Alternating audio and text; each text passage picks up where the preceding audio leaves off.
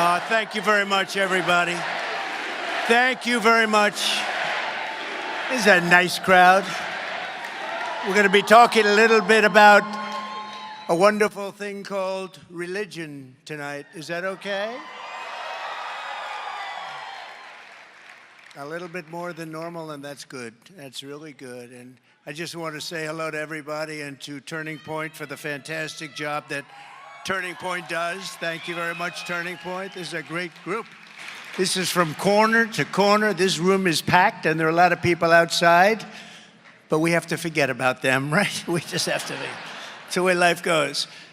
But I'm thrilled to be back with so many proud, hardworking American patriots who believe in faith and family, God and country. Thank you very much. And we want to thank each and every one of the believers in this room for your prayers and your incredible support. I really did appreciate it. Something was working, that we know. Something was working, so I thank you very much.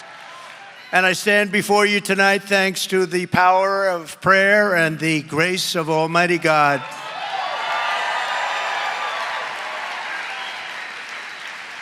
As I think you can see, I've recovered well, and in fact, just took off the last bandage off of my ear.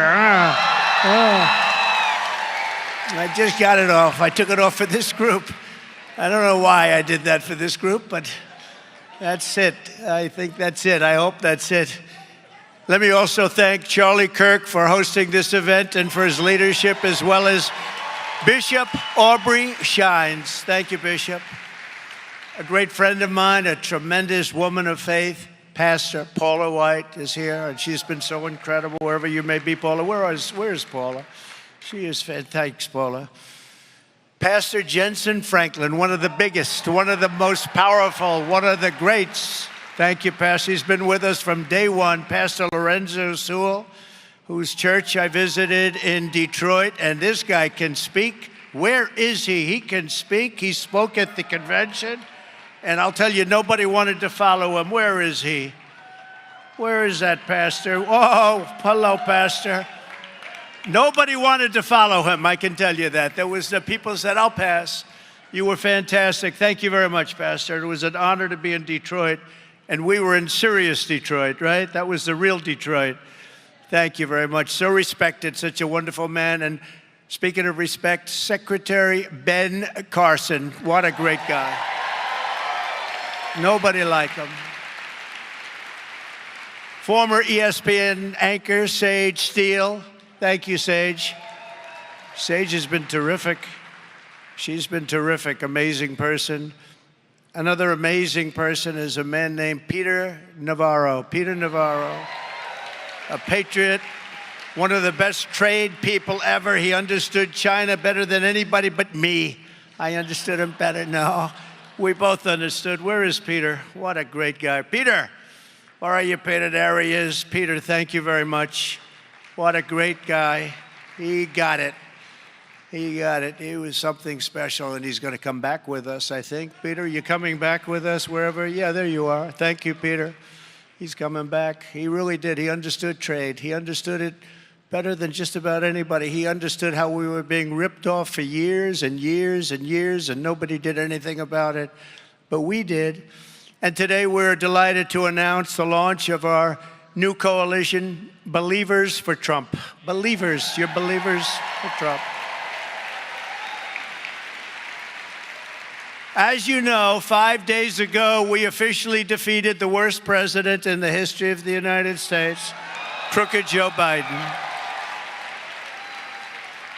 You know, I thought a lot about it. We defeated him. He was badly beaten, and you know, everybody was going to him said, you can't beat him. You're not going to beat this guy. You can't beat him. Get out, get out. We want you out. There was nothing nice about what they were doing. And they were saying, we want you out of the race. You're going to lose. We want to put somebody else in. How about that? It's like a prize fighter. He's losing badly, ready to be knocked out. And they say, well, wait, let's stop the fight. Let's put somebody else in. It doesn't work that way, and it's not supposed to work that way. And this really was a coup by the Democrats. This was a coup, nothing else. He got 14 million votes. I hate to stick up for Biden, but, you know, he didn't want to do what he did. He said, I'll never go out. I'll never, ever go out. 2 days later, I'm proud to go out. Because the fascists went after him. They threatened him with the 25th Amendment. They said, we can do it the nice way or we can do it the hard way, Joe. That's what happened. I know as many people on that side as I know on our side, so to speak. But that's what happened. They said, we can do it the hard way. We can do it the easy way. 25th Amendment if you don't go. And he said, oh, I'll go. And now they're trying to make him into a brave hero. He's so brave. Last night or the other night, he made a speech behind the beautiful Resolute desk in the Oval Office. And look, I'm not looking to knock. I want to give people credit, or not credit. It was horrible. And then you turn on to like CNN and MSDNC, the worst. They're just horrible. And they're saying one of the finest speeches we've ever seen. I mean, Churchillian, somebody said. Winston Churchill. No, Winston had it on him a little bit. It was so bad, and they pretended it was good. And they're doing the same thing with her. She was a bum 3 weeks ago. She was a bum. A failed vice president in a failed administration with millions of people crossing, and she was the border czar. Now they're trying to say she never was the border czar. She had nothing to do with the border. She was the border czar. They're trying to take it. They're deleting it all over the place. They want to take it because we have the worst border in history. And 3.5 years ago, we had the best border that we've ever had. In fact, my chart that I looked over to the right, that chart, you know, the famous chart that showed we had the best numbers in history, at least recorded history on the border, that chart probably saved my life. Can you believe it? Because I looked over. If I didn't look over, I got a problem. Wasn't too good anyway. Did you see the FBI today apologize? They said, well, it might have been a bullet, but it might have been glass. Oh, really? Where did the glass come from? Or it might have been shrapnel. Where did the shrapnel come from? No, they then said it was a bullet. They just try and do it. It just never ends with these people. They raid Mar-a-Lago. They do things so bad, so bad. Our country is so sick. But they apologize. We accept their apology. So now we have a new candidate to defeat the most incompetent, unpopular, and far-left vice president in American history. That's what she is, the most incompetent, but certainly the most far-left. Together, 4 months from now, we're going to defeat Kamala Harris, who a short time ago strongly fought to defund the police and the radical left Democrat Party. We're going to take back that very beautiful White House, and we're going to make America great again, guaranteed, and it's going to go fast. With your vote, I will defend religious liberty in all of its forms. I will protect Christians in our schools, in our military, in our government, in our workplaces, in our hospitals, and in our public square. And I will also protect other religions. We want that, right? Other religions. And we will bring our country back together, one nation under God.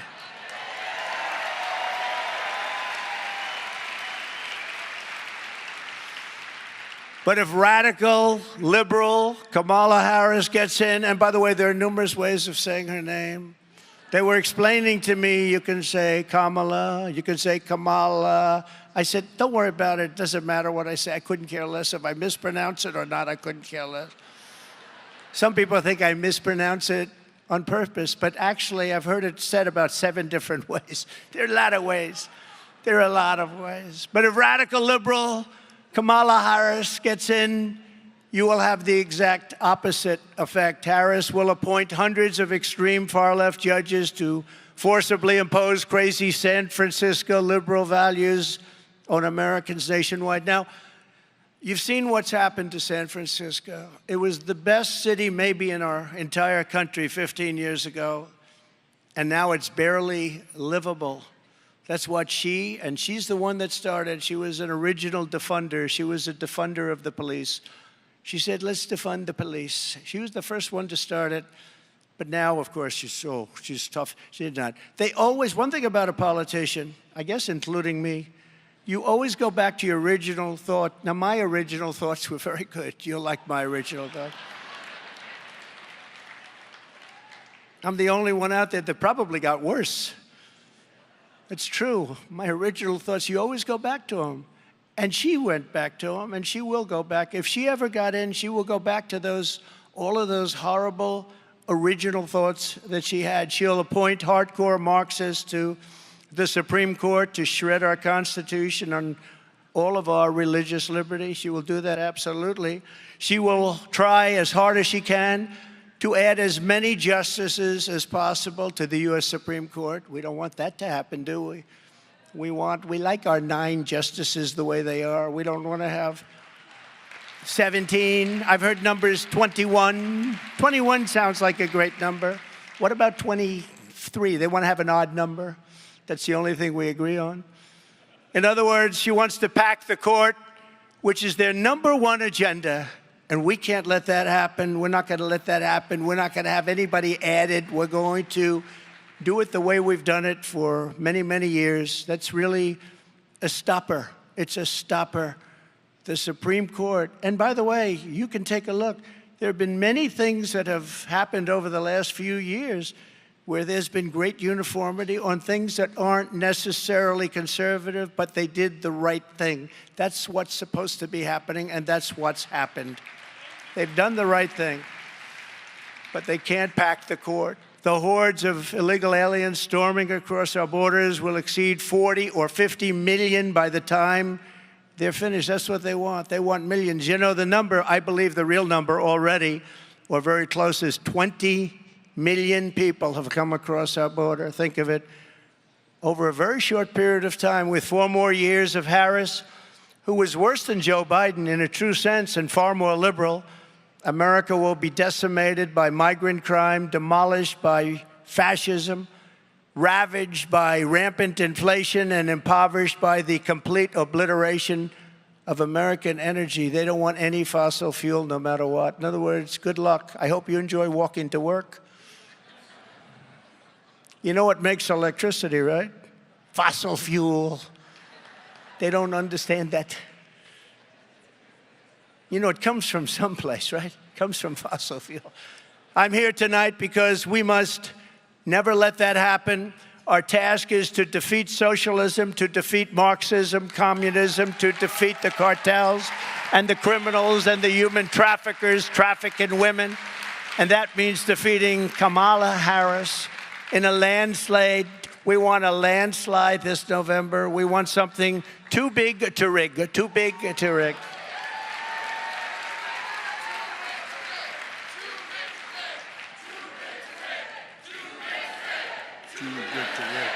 Too big to rig. Too big to rig. We cannot let this, I have to say, once great country, but will soon be a great country again. But right now, we don't feel like this is a great country. We're a laughingstock all over the world, but we can't let our country fail. As everyone here understands, the radical left ideology Kamala supports is really militantly hostile toward Americans of faith. And you saw that during the pandemic where people couldn't get together. Even when they wanted to get together with big spaces outside, they were ravaged. As a senator, she viciously attacked highly qualified judicial nominees simply because they were members of the Knights of Columbus, suggesting that their Catholic faith disqualified them from serving on the federal bench. And I'll tell you something, I don't know, we have a lot of Catholics in here, probably not too many. How many Catholics do we have? Whoa, it's a lot. I don't know how a Catholic can vote for the Democrats because they're after the Catholics. Almost as much as they're after me. I would say I top you, I'm proud to admit. But they're really after the Catholics. And, you know, I met today with Bibi Netanyahu, and I will tell you, I asked him a question, and he said he's getting asked that question a lot. I said, how can a Jewish person or a person that loves Israel vote, think of this, vote for these parties? I mean, how can they vote Democrat? How can they vote for these horrible people that want to destroy? But I asked them, how do they vote for Democrats? Everything is negative. Everything, they want to stay in the way. They don't want to have victory. They want to stop you from having victory. They want to put you in jail. They want to persecute you. How does a Jewish person vote for a Democrat? And traditionally, they have. No, traditionally, they have. And we came to the conclusion it's mostly habit. Because they have for 50 years. I mean, they have. That's what they've done. But how does a Jewish person vote for a Democrat? How does a Catholic person vote for a Democrat? With what they're doing to Catholics, I just don't get it. Somebody doesn't like Catholics in that administration, and I don't even know who it is. I don't think it's Biden, because I don't think he has any idea what the hell he's doing. I don't think he has any ideas on any subject. Kamala Harris supports California's outrageous new law trampling on parental rights and allowing minors to change their gender without parental notification or consent. Can you imagine? She's in favor of that, by the way. Or she was. She's probably losing. You know, they're losing as much as they can. But remember, a politician always goes back to where they started. Harris wants to forcibly compel doctors and nurses against their will to give chemical castration drugs to young children. You know that, right? She totally supports that. And she supports the Biden-Harris Title IX policy of forcing every public school in America to let men into women's and girls' locker rooms. Can you imagine? It's like, what are we doing? What? You know, the whole world is laughing at us. You do know that, right? We've gone wacko. As president, I will protect the safety and well-being of America's children. I will defend the values of the American family. And above all, I will restore common sense to Washington, D.C., because Republicans, and I said this for the last year, and I think it's so true, we're conservative and all of that stuff. But you know what? We're the party of common sense. Common sense. We want borders. We want security. We want safety. We want good education. We'd like low interest rates. We'd like to be able to buy a house. We want safety, though. We want safety. We want strength. We want wisdom. We don't want to have an electric car where everybody has an electric car that doesn't go far, is made in China, costs too much. And by the way, and I want to thank Elon Musk for endorsing me, by the way, I have to tell you.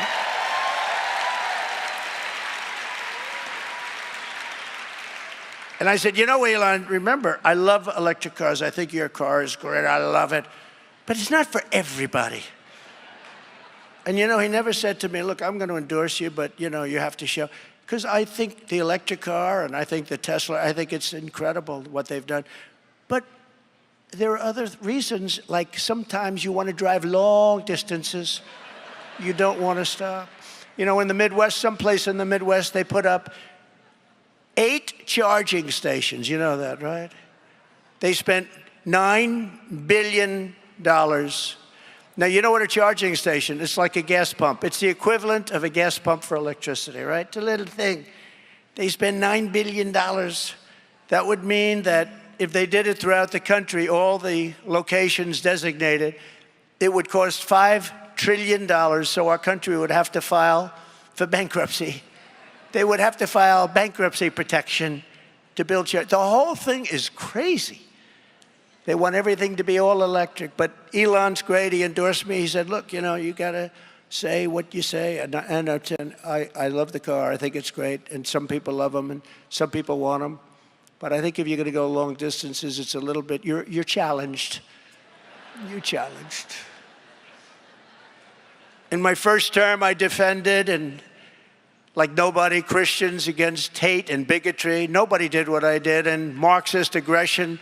No president has ever done what I've done for Christians before. I restored religious liberty for doctors, nurses, teachers, and faith groups like the beautiful Little Sisters of the Poor. We defended them very strongly. I stopped the IRS from using the Johnson Amendment. That's after Lyndon Johnson, who had a problem with a certain pastor in Houston. Didn't like him, so he passed an amendment. It was a disaster. To interfere with pastors' freedom of speech. He wouldn't let pastors even discuss anything having to do with politics. And if they did do that, they'd take away their tax-exempt status.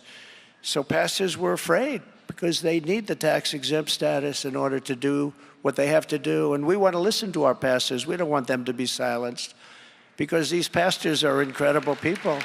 That's right. I listen to you. Sometimes I don't listen well enough, though, I will say. You know, Franklin Graham, you probably heard me say this. I said it a couple of times. But he's a great guy and always been a supporter of mine. He was never a supporter of people politically. Probably he can't be. But he was always a supporter, and openly. But he wrote me a letter a few weeks ago. He said, President Trump, I love listening to your stories. You're a great storyteller. That was very nice. He said, but please, if it's possible, it'll be even better. Don't use foul language. He told me, please, do away with foul language. If you don't use foul language, it will be even better. And I thought about it, and I tried it for a couple of nights, actually. Actually, it didn't work out so well. It was, you know, when I get to the punchline, I'm ready to use that one word, just one, Franklin, one word.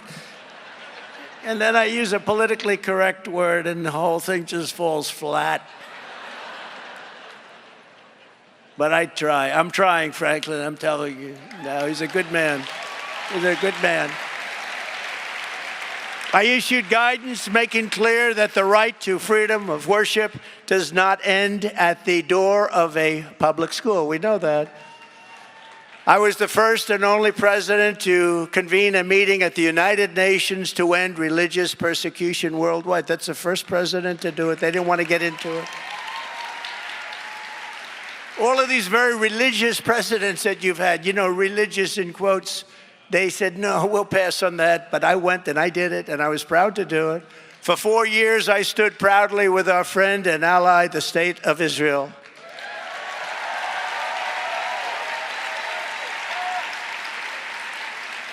And for them and us, I withdrew from the Iran nuclear deal. We left Iran weak, broke, and unable to fund terror. And we would have had a deal if the election weren't rigged and stolen. We would have had a deal within the first week after the election.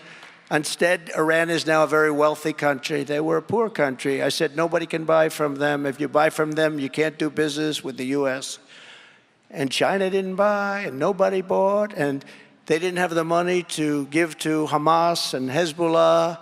They had no money. They were broke. A Democrat congressman was on a show called Deface the Nation. Do you know?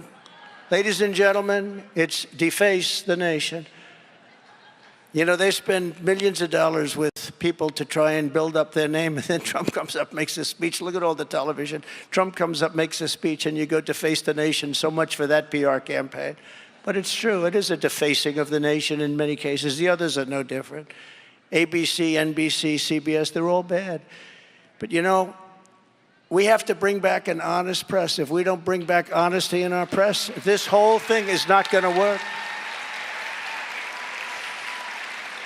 But I kept my promise, recognized Israel's eternal capital, and opened the American embassy in Jerusalem. It was a big deal. And got it built for $2 billion under budget. Took an old building and reconverted it for peanuts using Jerusalem stone. A friend of mine said, oh, I love Jerusalem stone. He's in New York. Big, rich guy. Every time I walk into his office, do you know what this is? I know it's Jerusalem stone. You tell me every time, oh, comes from Jerusalem. So now I'm building. I not only wanted to get it going, but I want to build it because I know I can get it built fast. And they had a building already. They were going to spend hundreds of millions of dollars to buy a site in Jerusalem. I said, wait a minute, don't we have something? We checked. Yeah, we always do, because we were there a long time ago. We were there sort of first, always by the post office like I did in Washington. If you get a post office, it's always the first building that they put in years ago. It's always the best location. So I said, do we have anything? Yeah. I said, hey, listen to the people. We're going to spend $2 billion on building an embassy. I said, how much do you think we can do it for? We think we can do it for $350,000. So this, really, we're going to take an old building and reconvert it. I said, 300, it's the only time I ever said this. I said, you know, honestly, it's too low. It sounds too cheap. I've never done that before. Usually I say, okay, let's make it 300, right? Let's make it 250. But I said, I think it's too cheap. It sounds terrible. Do it for under 500,000. Yes, sir. I said, any chance we can use Jerusalem stone? A friend of mine says it's very expensive. He goes, absolutely, sir. It's all over the place. We're in Jerusalem. So we built the whole thing out of Jerusalem stone. Can you believe it? And got it done for nothing. And it's beautiful. It's a beautiful embassy. And that was the capital of Israel. Every president for decades and decades promised that they were going to do that. Capital of Israel, Jerusalem. But I even got the building built.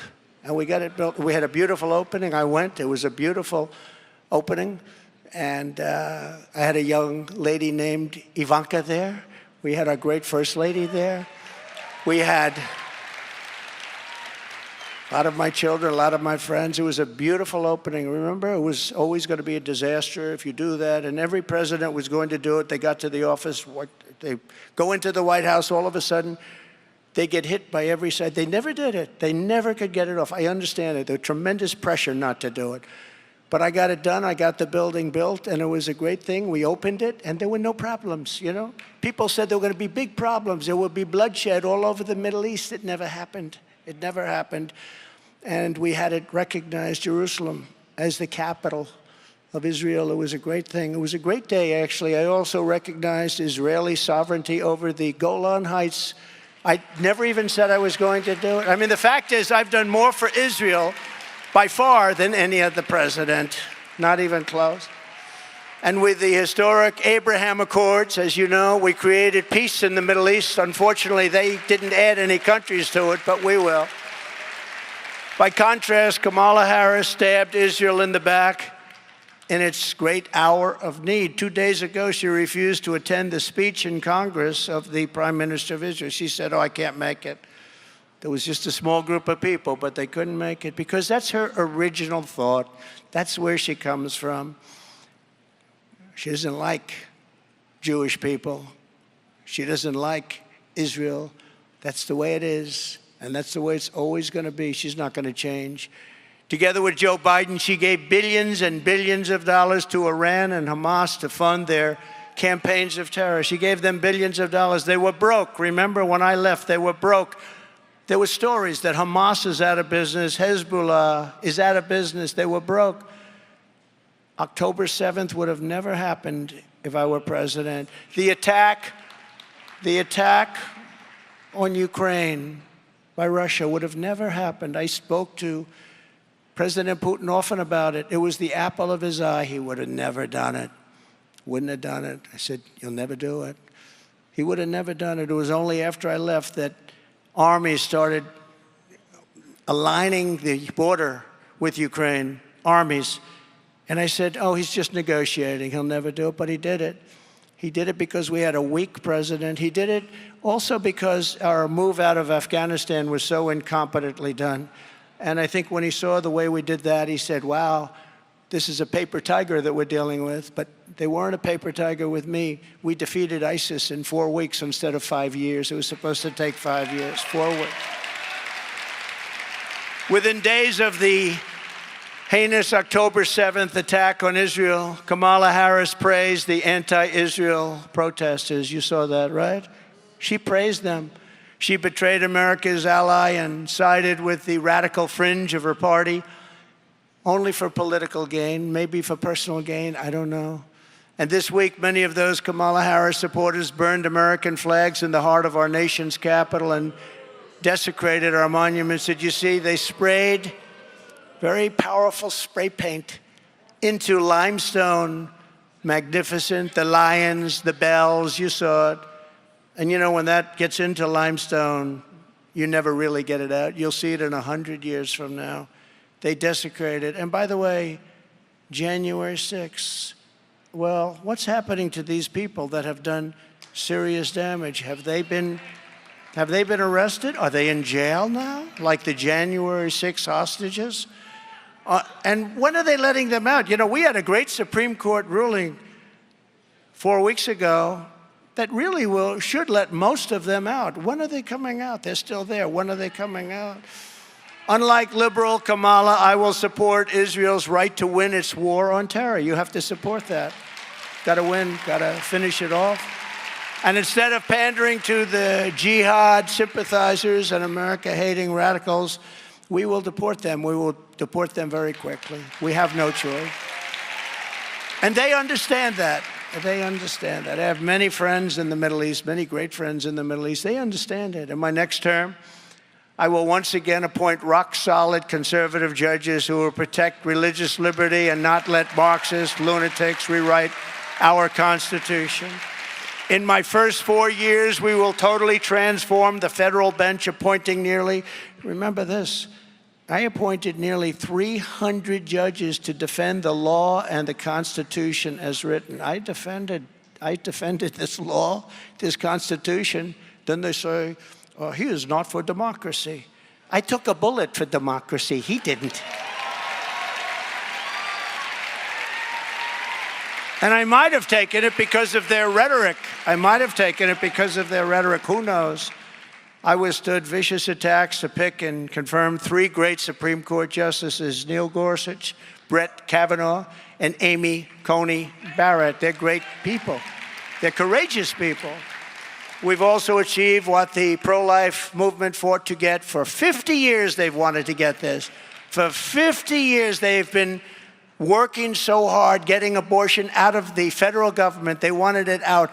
That means everybody, Democrats, liberals, Republicans, conservatives, they wanted it out, and they wanted to bring it back to the states for 51 years, to be exact. And that's the way everybody, all legal scholars, virtually everybody, they wanted it out of the federal government, brought back to the states. And now it's up to the will of the people in each state. It's up to the voters. They're doing it. And some states will be more conservative in what they vote for, and other states will be more liberal. I mean, Ohio, we love Ohio, but they voted quite a liberal law. Kansas, same thing, very liberal.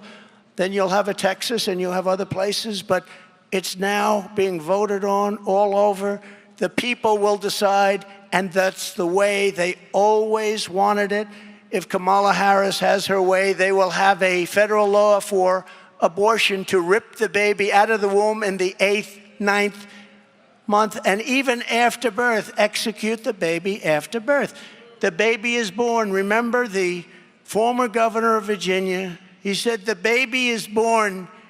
We sit with the mother and we discuss what you want to do with the baby. In other words, if you want, we'll execute the baby after birth. And they have laws, and they want to pass laws to that effect. These people are radicalized, and they're sick. They're sick people.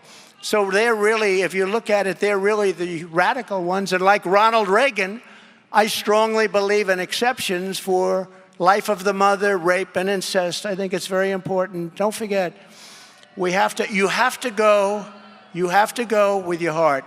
But you also have to win elections. Very important. You have to win. So go with your heart. Do what you want, but you do have to win elections. We have elections that are very important to win. And if you don't do certain things, you're not going to win elections, and it'll be a very Pyrrhic victory. It'll be a victory that's not really a victory at all. But Ronald Reagan felt that. I felt that. Many people feel that. And we really did something that nobody thought was possible. I want to thank the 6 Supreme Court justices, Clarence Thomas, Samuel Alito, John Roberts, Brett Kavanaugh, Neil Gorsuch, and Amy Coney Barrett for the wisdom and the courage they showed on this long-term and very, very contentious issue. And getting it back to the states puts the question where it belongs, with the vote of the people, and it's happening all over the country. You're having the vote of the people. And over time, it will all work out. It's working out at a rapid rate already. You know that. It's going to many states are voting on it now, and many have already voted. And sometimes the vote will be as you like it. Sometimes it won't be quite as you like it. But our country can finally come together. This issue has been killing our country for 51 years. As soon as I take the oath of office, I will stop the Biden-Harris administration's weaponization of law enforcement against Americans of faith and against, frankly, their political opponent. No longer will their DOJ and FBI be allowed to target, persecute, or round up Christians or pro-life activists and throw them in jail for living out their religious beliefs. And that's what they've been doing. They've been doing that at levels that this country has never seen before. Americans of faith are not a threat to our country. Americans of faith are the soul of our country. All of you. You're the soul of our country. You built this country. You built this country. You really did. You built this country. From the moment I win the election, I will rapidly review the cases of every political prisoner who has been unjustly victimized by the Biden-Harris regime, so we can get them out of prison and back to their families where they belong. There's many of them out there. And that includes Paula Harlow, the 75-year-old woman in poor health who the Biden-Harris administration sent to prison for peacefully protesting outside of a clinic. You know that. You heard about that. This wonderful woman, and 75 years old. She's going to jail, and she's in jail. She's going to jail. She's going to be there for quite a while because she was singing religious tunes outside of a clinic. I will create a new federal task force on fighting anti-Christian bias. And its mission will be to investigate all forms of illegal discrimination, harassment, and persecution against Christians in America. The weaponization of law enforcement is the greatest threat to freedom in our country, and nobody knows it better than me. I think I know it better than anybody. The reason Biden, Harris, and their thugs are so desperate to stop us is that they know that we are the only ones who can stop them. We are the only ones that can stop them. This is a movement, Make America Great Again, MAGA, the likes of which our country has never seen before. And by the way, Christians have to vote. You know, I don't want to scold you, but you know that Christians do not vote proportionately. They don't vote like they should. They're not big voters. You know who else aren't voters? The NRA endorsed me very powerfully, strongest endorsement they can give, National Rifle Association. People that own guns and rifles are not big voters. They have to vote. If you don't vote, we're not going to win the election. If you do vote, we're going to win in a landslide. Too big to rig. We're going to win in a landslide. But Christians, you know, you'll go to church every Sunday, and Pastor Paula White and all of the people, I understand, they're doing lockboxes in churches where people don't even have to go to vote. They can now vote in church. And if you do that, we're going to win by numbers that nobody's ever seen before. You know, you have tremendous power, but you just don't know that. But you have to use that power. Christians are a group that's known not to vote very much. You have to go out, at least this election. Just give us in, get us into that beautiful White House. Vote for your congressmen and women. Vote for your senators. We will change this country for the better. This country will be great again like never before. You got to vote. And I've said it before, and I'll say it again, November 5th, which is a period, really, because you're allowed to vote early. They have early voting, late voting. Everything is so ridiculous. We should have one-day voting, paper ballots, voter ID, and certification of citizenship, and that's what we're striving for.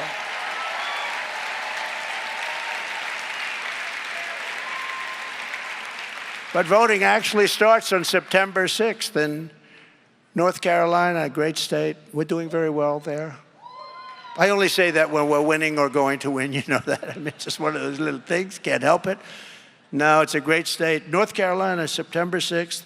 Then it's Pennsylvania toward the end of September, and it's various states in September, and then you have October, and you know, it used to be on November 5th you vote, but November 5th, meaning November 5th period, meaning this election will be the most important election in the history of our country. We're going to save our country with this election. So all of their persecution, is only happening because I am running for president and leading very big in all of the polls, including big leads against Kamala. We have very good leads, despite the fact that she came in as a replacement, a mandatory replacement. Joe, you're doing badly, Joe. We want you out, but I don't want to go out. I don't want to go out. You're going out, Joe. Do you understand that, Joe? You're going out, Joe. I don't want to go out. I won't go out. All right. If you don't go out, we're going to go after you with the 25th Amendment. You're incompetent. Everybody knows that, Joe. I won my case in Florida on the documents, right? Joe had a much more, I had the Presidential Records Act on my side. I was allowed to I didn't do anything wrong. He did, because he didn't have the Presidential Records Act. He lost his case, but the decision was he's incompetent. So he can't go to trial. So he's incompetent. Think of this. He's incompetent. He can't go to trial, but he's allowed to be president. So he can't go to trial because he's incompetent. He can't defend himself, but he's allowed to be president. What's that thinking all about?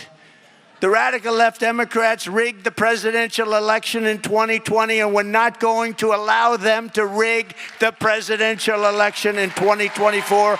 We won't have a country left, right?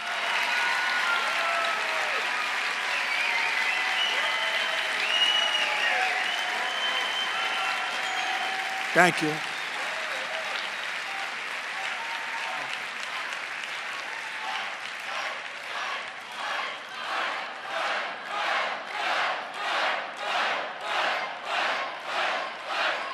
Thank you. Thank you very much. Thank you, everybody.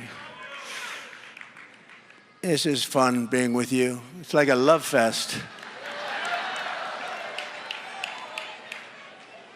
Tomorrow I'm going to be with the Bitcoin people. That's a little different. We cover lots of territory. No, but we love being with you.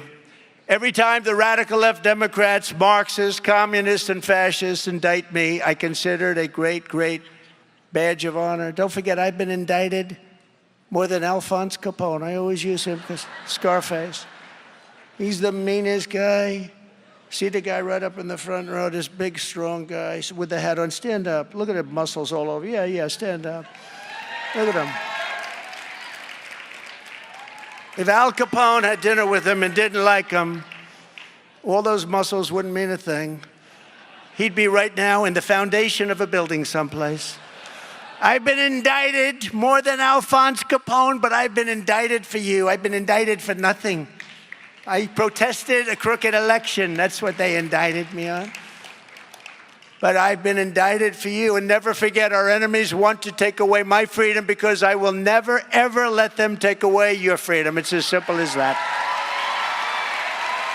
They want to silence me because I will never let them silence you.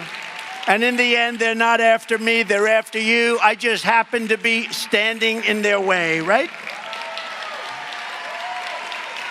And that has never been clearer than it is today. If Kamala Harris gets in, she will be the most extreme, radical, liberal president in American history. Probably, I could say, politician. As a senator, think of this one. As a senator, Harris was ranked #1 most far-left Democrat in the entire Senate. And that includes Bernie Sanders. Do you believe that? She is more liberal than Bernie Sanders. I didn't think you could get more liberal. She is substantially more liberal. Remember, defund the police. I want to defund the police. Now all of a sudden she says, oh, I'm tough on crime. Nope. You always go back to where you came from. She makes Bernie Sanders actually look like a moderate. You don't want that. You can't have that. Look, we can't. We're not going to survive. I'll tell you what, if she does win this election because of whether it's cheating or any other way, it's impossible to believe somebody can say, let people come into our country. And I mean, these people that are coming in are rough. The only thing good about, they're so dangerous and so bad, they make our criminals look like very nice people. That's the only thing good about them. She supports free government health care for illegal aliens, abolishing ICE, decriminalizing illegal immigration. Do you believe it? Mass amnesty for illegals, banning fracking. No more oil drilling. We don't want any more oil. We want everything to be run by wind. We'll put a windmill on the top of our car. She wants to outlaw private health insurance. A lot of people have private health insurance. They want to keep it that way. It's phenomenal. She wants to defund the police, forcibly ripping guns out of the hands of law-abiding citizens. As vice president, she even cast the tie-breaking vote to cut Medicare by $237 billion, your Medicare. And remember, Social Security is going to be wiped out because she's going to put the illegals coming into our country into that system. It's going to wipe out that system. You're not going to have Social Security. You're not going to have Medicare. You're going to officially, we're close anyway, you're officially going to third world status. The Harris agenda is an agenda for national destruction. The Trump agenda is an agenda for national renewal and greatness. We're going to make America great again. On day one, I will seal the border and stop the invasion of our country. Since Kamala was appointed border czar, and that's what she is. She wants to take the name away. Oh, I don't want that name anymore. She loved it when she had it, but she never went there. She never did a thing. I was with Tom Homan and some of the great people, Brandon Judd the other day, and they were saying, first of all, they said, Trump is the greatest president in the history of the country. I should say that. And he was the greatest on illegal immigration, and that's true, definitely. But since Kamala was appointed border czar in March of 2021, millions and millions of illegal aliens have stormed across our borders. You know that. And they're coming not just from South America. That's the least of it. They're coming from Africa. We had people coming in from parts of Africa. The Congo, 22 people from the Congo a couple of months ago. Where do you live? The Congo. Oh, what's your address? We lived in prison. What did you do? We refused to say. Oh, welcome to America. It's lovely to have you. They come from Asia, the Middle East. They're coming from everywhere. They're coming from all over, not just South America. They're coming from prisons and jails, mental institutions and insane asylums. And terrorists are coming in at levels that we've never seen before. When I had the safest border we've ever had. Let me tell you, my border was safe. It was safe. Nobody's seen anything like it. And one of the things I was most proud of, I stopped much of human trafficking, which has become as big a business as the drug trade. And they traffic in women. They traffic more in women than anything else.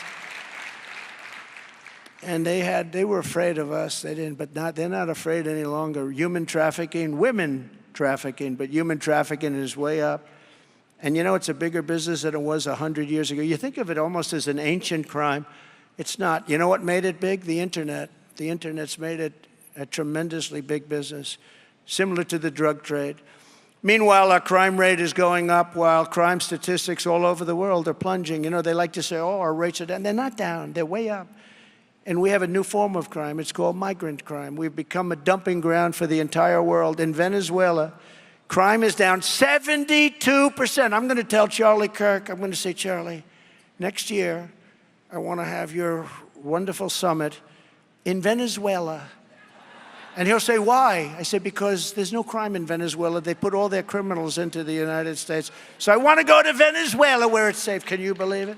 Do you know that Caracas, Venezuela, was one of the most crime-ridden cities in the world? Now it's safe because they've taken those criminals, they've taken those drug dealers, they've taken their prisoners, and they've moved them into the United States, large numbers, and the rest are coming.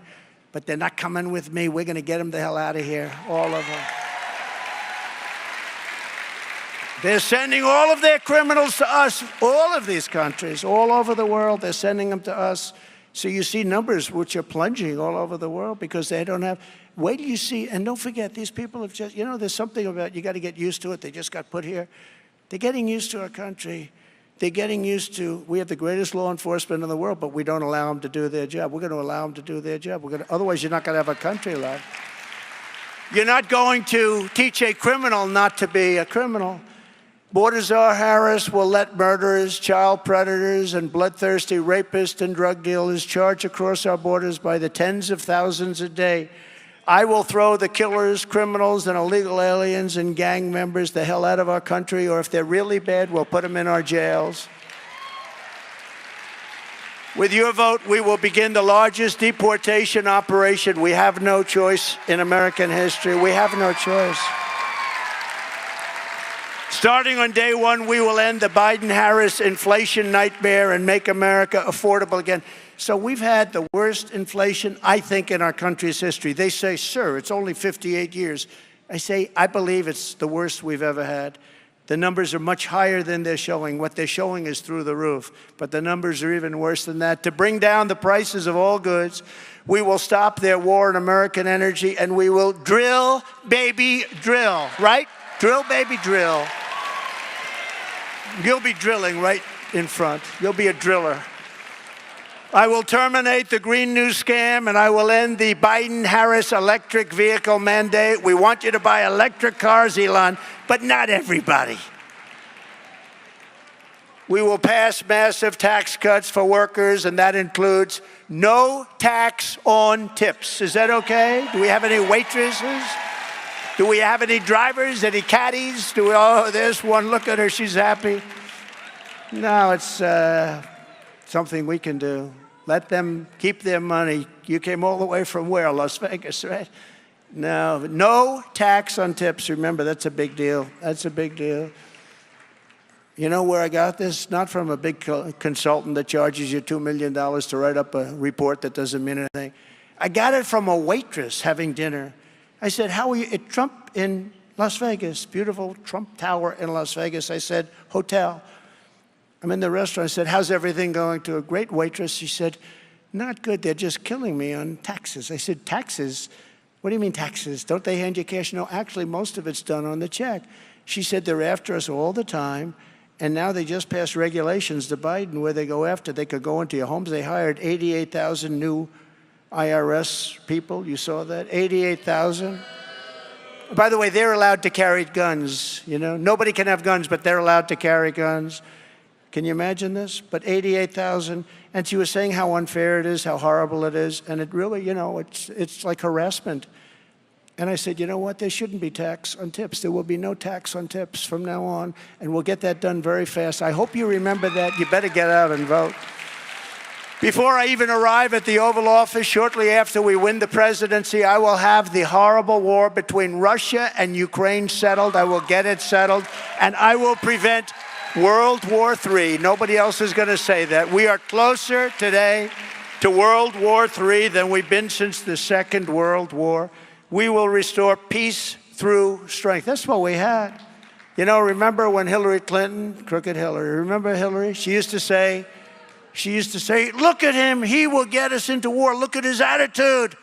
I said, no, my attitude is going to keep you out of war. That's what happened. We had no new wars. Other than I defeated ISIS, but that was a war that was already started. I defeated 100% of the ISIS caliphate. In my next term, we will build a great Iron Dome missile defense shield over our country, a dome like has never been seen before, and it will be entirely made in the USA. A lot of it will be in Florida. A lot of it will be right here in Florida. Oh, you like that idea? Look at her. Yeah.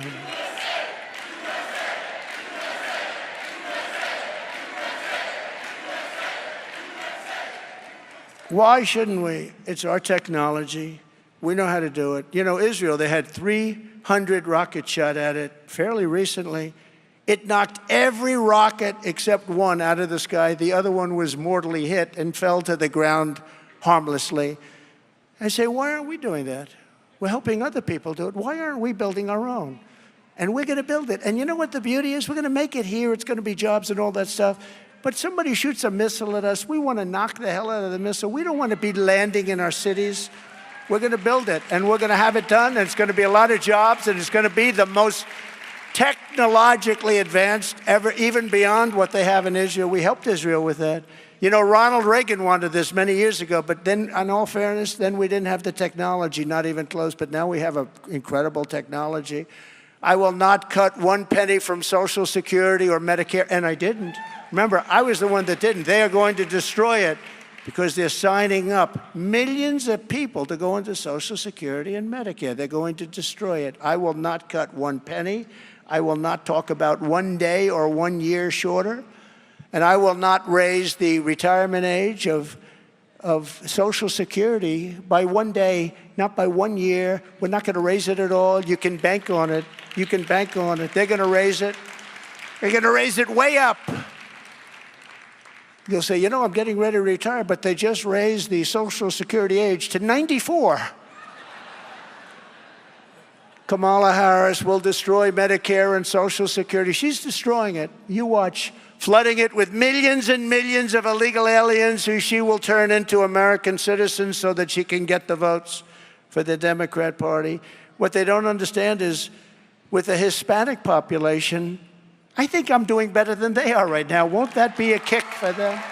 We're doing great with Hispanics. We're doing incredibly with our black population, is liking Trump much more than liking them. Wait till you see what those numbers are. Because they like security, they like jobs. You know, all these people that are coming in, they're affecting more than anybody else the black population. Second, they're affecting the Hispanic. They're taking their jobs. All of these millions of people that are flowing in are taking the jobs of black people, of Hispanic people, and of unions. The unions are not happy. They're taking union jobs.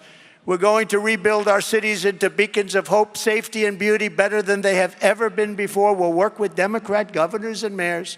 Every single city that's in turmoil and danger, you look at Chicago and you look at all of the different cities all over the country, they're all Democrat-run, every one of them, the top 25 for crime. What's going on with the crime? We will take over the horribly run capital of our nation in Washington, D.C., clean it up, renovate it, make it beautiful, rebuild our capital city so that it is no longer a nightmare of murder and crime, but rather it will become the most beautiful capital anywhere in the world. Right now, you go down, oh, let's go to Washington and look at the Jefferson Memorial. They want to change the name of that, as you know. Or the Washington Memorial, they want to change that name too. How do you figure we're going to change the name of George? I figured he was the one that was safe. I also figured Abraham Lincoln was safe. Nobody's safe. Nobody's safe. You know, we won 2 world wars out of certain forts, like Fort Bragg and other forts, Fort Lee, many forts. They changed the names of those forts. They changed their names. We left. They changed the names. No longer Fort Bragg. And the people in that area, they're not happy. But we won 2 world wars out of these forts. As an example, Fort Bragg, proud. We won 2 world wars. Let's change the name. On day 1, I will sign a new executive order to cut federal funding for any school pushing critical race theory, transgender insanity, and other inappropriate racial, sexual, or political content onto the lives of our children. Thank you. It's true. Save our kids is right. Save our kids is right. And you're right. Thank you. And I will not give 1 penny to any school that has a vaccine mandate or a mask mandate. Not a penny. And I will keep men out of women's sports, if that's okay. And as I did for 4 years, I will fully uphold our very important but under siege Second Amendment. It will be fully upheld. We will protect innocent life, and we will restore free speech in our country, and I will secure our elections. Our goal will be, as I said, 1 day voting with paper ballots, proof of citizenship, and a thing called voter ID.